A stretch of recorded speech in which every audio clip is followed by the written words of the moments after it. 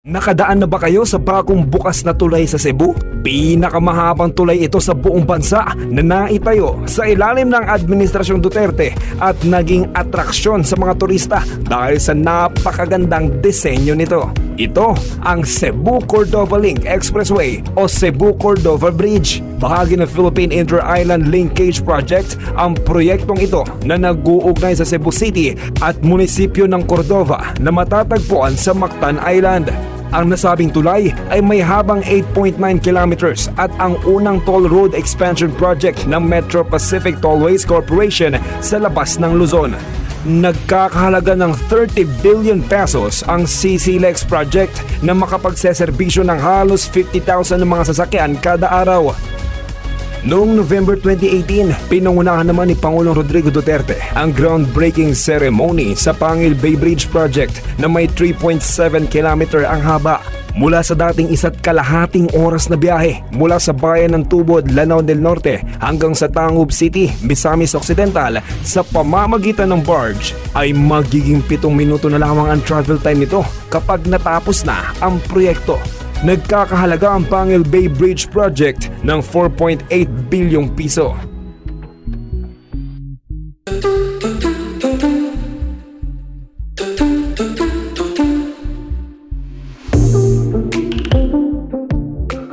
Dalawang linggo bago lumisan sa pwesto ang Administrasyong Duterte ay ipinagtibay ng Pilipinas at China ang panibagong loan agreement kaugnay sa Samal Island Davao City Connector Bridge Project. Bunga ito ng kooperasyon ng dalawang bansa at isang flagship project sa ilalim ng Build Build Build program. Ang proyektong ito ay isang 2-way at 4-lane na tulay na may kabuang haba na 3.98 kilometers. Itatayo ang nasabing tulay sa pagitan ng Island Garden City ng Samal at Davao City at tatawid sa Pakiputan Strait. Tinatayang tatagal ng 5 taon ang pagtatayo ng nasabing proyekto. Sa sandaling makumpleto ang Samal Island Davao City Connector Bridge Project, magiging 5 minuto na lamang ang travel time mula sa karaniwang oras ng paglalakbay na humigit kumulang 26 to 30 minutes sa pamamagitan ng ferry vessel o Roro.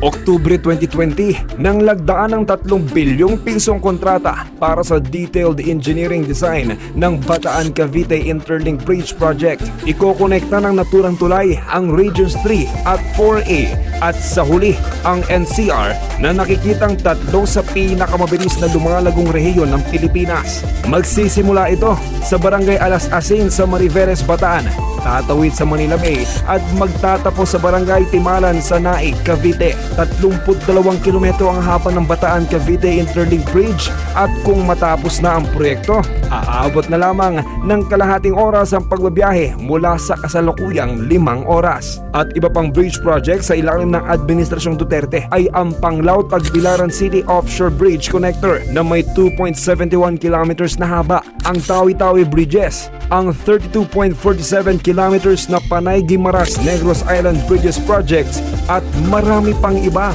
Babay sa datos ng DPWH mula July 2016 hanggang March 2022, nasa kabuuang 6,854 bridge projects na ang nakumpleto sa ilalim ng Build Build Build program ng Administrasyong Duterte. 1,256 bridge projects naman ang patuloy na tinatapos.